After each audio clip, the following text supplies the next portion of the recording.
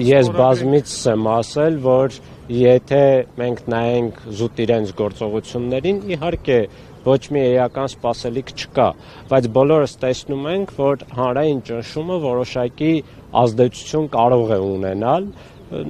Հիշում եք նաև, կարծեմ փետրվարի 28-ին գերիների վերաբերյալ արտգործնախարարության հայտարարությունը, որ 1.5 տարի շարունակ նմանատիպ հայտարարություն չէր եղել, ինչու եղավ, որովհետև կար հանրային ճնշում։ Եվ այդ հանրային ճնշմանը համապատասխան որոշակի գործողություններ տեղի են ունենում։ Փոքրաթիվ ակցիան հանրային ճնշում է կամ փոքրաթիվ ակցիան կարող ենք համարել ուղղակի սիմվոլիկ հանրային ճնշում, բայց եկեք քանակով չկողմնորոշվենք, որովհետև մենք բոլորս այստեղ կանգնած ենք ի շարունակություն մարտի 29-ի մեծ հանրահավաքի, այսինքն այնտեղ այդ հանրահավաքին գտնվող բոլոր մարդիկ համակարծիք են նաև այս ակցիայում ներկայացված պահանջների։ Պարոն Բեգլարյան, ինչ-որ կաշկանդող հանգամանք կա, որ արցախցիները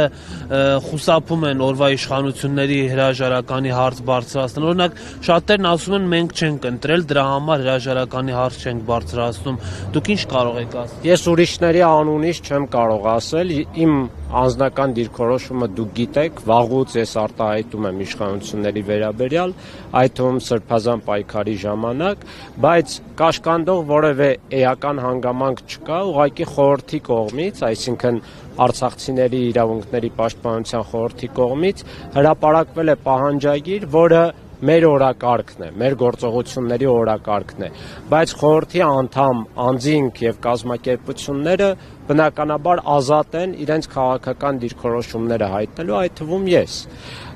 բայց բուն խորհրդի օրակարգը իշխանափոխության հարց կամ օրակարգ չի ներառում, որովհետև ուղղակիորեն խորհրդի օրակարգը ներառում է Արցախի ժողովրդի իրավունքների պաշտպանության հարցեր։ Այստեղ կաշկանդվածություն չասեմ, բայց սահմանափակությունը սա է խորհրդի մասով։ Իսկ թե ով ինչ դիրքորոշում ունի, բոլորը ազատ են իրենց քաղաքական դիրքորոշումներում եւ գործողություններում։